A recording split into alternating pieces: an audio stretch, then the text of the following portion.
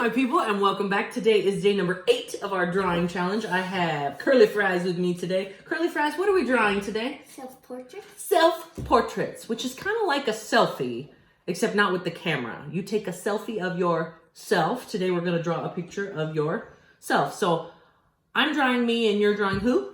That's right, you. All right. And as we get started today, I'm going to challenge everyone, including you, to use the whole paper today. We have a habit of drawing things kind of small, and I really want to make this self-portrait large and in charge. So camera, swing on around here, no cheese.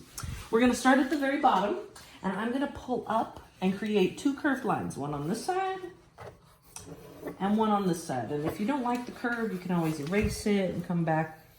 What kind of self-portrait are you making? We are making a bust self-portrait. So thanks for asking, Curly Fries. Self-portraits can go from the bottom of your feet to the top of your head, but this one in particular, we're calling it a bust because it starts at the shoulders and moves its way up to the top of your head. I'm then going to go ahead and add a neck. A neck isn't just 2 straight lines up and down. A neck actually is a little thicker at the bottom, curves into the middle, and then opens up at the top so that you can plop your head on top of it, right? About the human body. It's called observing. I am very observant. Now the next thing I'm going to do is I'm going to create 4 little dots. I'm going to create one where I want my chin to go. I'm going to put one up top where I want my head to go. And I want you to think about it as our body and our head should be about the same size. So if you look here, I'm using my hand to show you my body. That includes part of my neck. And then my head, the 2 dots that I created, are about as far apart as my hand is. And then I'm going to pick a spot out here to make 2 dots to create the curve of my head. I know those dots are hard to see, but it will help us out when we're starting to curve very gently up around the neck to the dots, over to the other dot. I want you to notice that the curved line that I'm making is not a perfect circle. It's more like an egg. You see my egg head? I'm then going to erase my dots. That could take some practice, you guys. If you're trying one thing new today, and that's creating your head in sort of an egg shape using those 4 dots, that's awesome. Sometimes my students get super, super frustrated because they just want it to be perfect the first time. That's not what this is about. It's about trying something new today, right? And if you don't end up liking the thing that you're doing that is new, then that's okay too. I'm going to pull you over here so you can see what Curly Fries is up to.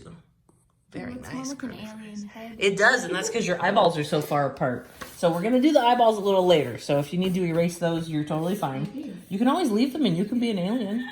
A self-portrait doesn't have to look perfect either. It doesn't have to look exactly like me. All right, so the next thing I'm going to do is actually add my detail of my hair. That way I know what facial parts I need to include. So I've got this fun like side part that happens here. So I'm going to start with just a line and I'm going to swoop some hair this direction. And then I have a larger portion of hair that kind of swoops this direction. And I'm really emphasizing it a little more than it actually is in real life, and that's okay. So I've got the part of my hair that's in front of the curve of my head. Can add some more details a little later. And then I'm going to go ahead and start to add that halo of hair that starts at the top of my head and kind of comes down. And you've got your choice now, gentlemen or ladies, if you include the hair in front of your face more, if you include it in front of your shoulders. I'm going to include some in front of my shoulders and then erase my shoulder line. And I'll leave that piece in the back just for good measure. And then kind of helping it to fill in with whatever lines of hair you have. So for my little friends that are joining us from kindergarten and 1st grade, we talked about lines so much it was ridiculous. Y'all got bored of talking about lines with me. Yeah, you believe it, right? So these lines are slightly wavy and some of them are slightly curved because I don't have curly hair like Curly Fries over there.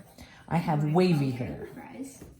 Right? That's why you're called Curly Fries, because you've got curly ringlets for hair. Yes. All right. I am now satisfied with my hair at this moment. I could go back and add some more details later with color, but as of right now, I am ready to move forward. The next thing I'm going to do is I'm going to create a curved line from the center of my head that curves down just a little bit. Yeah, I'm teaching you the real thing.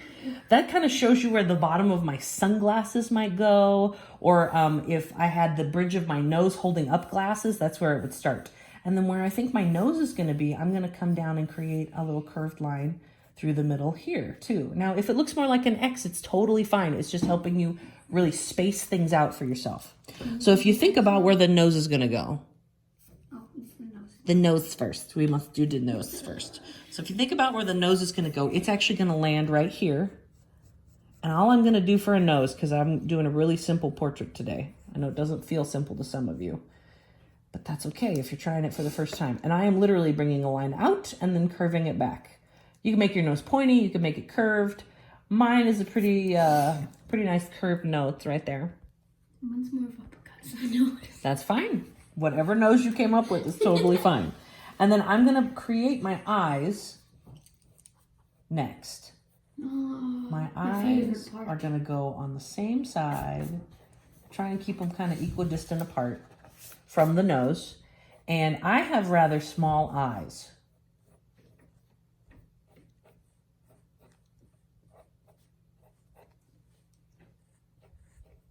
So I create a bit of a line for the upper lid, lower lids, and then curve two lines, kind of like parentheses in the middle. But I'm missing something. What am I missing? No cheese. What am I missing inside of my eyeball? The pupil. That's a fun word, pupil. So I'm going to color in a dark circle. Did you know that you are also a pupil? The English language is ridiculous. So pupil means the inner part of your eye, the part that sits inside of the colored iris, the black part that opens and closes when you take in more light or less light, is called a pupil. But you are also a pupil because you are learning. And the word pupil is meant to represent a student. Isn't that silly? Okay, my pupils. That's what I'm going to say from now on instead of my pupils. I'm now going to go ahead and add some eyelashes. Eyelashes curve up. Wow. These are not my real eyelashes. But I'm going to emphasize them because I want big eyelashes today. Gentlemen, don't forget you have eyelashes too. It's just up to you how big or small. Bless you. Bless you. So many sneezes happening today. No coronavirus. Please. No coronavirus, please. Do not sneeze on me. All right, and so we've got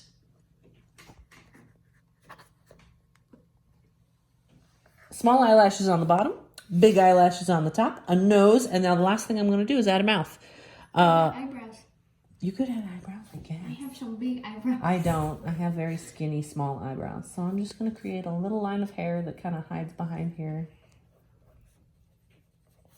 Now, guys, if you're getting frustrated and feeling confused, I am not the best at teaching drawing portraits because I'm still new to it too. So we're experimenting today. We're having fun with a couple of techniques, but the bottom line is that we're trying things out today. We're drawing. We're not being intimidated by trying something new.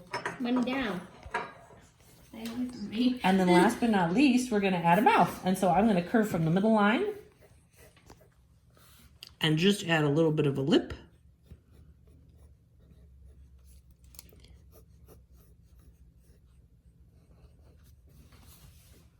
I am satisfied with this. Last thing I'm going to do is I'm going to erase those leading lines that we created. Just get rid of them and fill in where I need to. Now, again, this is not a perfect portrait of me, but this definitely looks like how I feel on the inside. If yours does not look like how you feel on the inside, that's okay too. And then last but not least, I'm going to draw the outfit I'm wearing today. Oh, seriously? Yeah, so I've got a little dress on, curves down and around. Uh-oh, I gotta add my tattoo. I don't know if I can do that very well. So if I weren't an elementary school art teacher, I think that I would definitely start a career in tattooing. Seriously? That would take a whole lot of practice though. Do you remember how many hours it takes to become an expert at something? Nope. You don't remember? 10,000 hours. 10,000 hours to become an expert at something. So I haven't even gotten started with tattooing, so I don't know if I would I'm actually... an expert at Taylor Swift then. You're going to be an expert at a person? Yes. Okay, I didn't know that you could do that either. You can do anything. You can do anything you put your mind to. I like this attitude, Eliana. I like it. I like it a lot. All right, well, I think that's as good as I'm going to get with the tattoo. Because I can't... Trying to draw it and see it at the same time is just silly. All right, my friends. As we wrap up today, please don't forget to tune back in for some origami. Challenge yourself to try something new with drawing a self-portrait today. There's one more fun portrait that I haven't done in a really long time, and we might bring that back real soon for you. Thank you from the bottom of our heart. We'll see you later.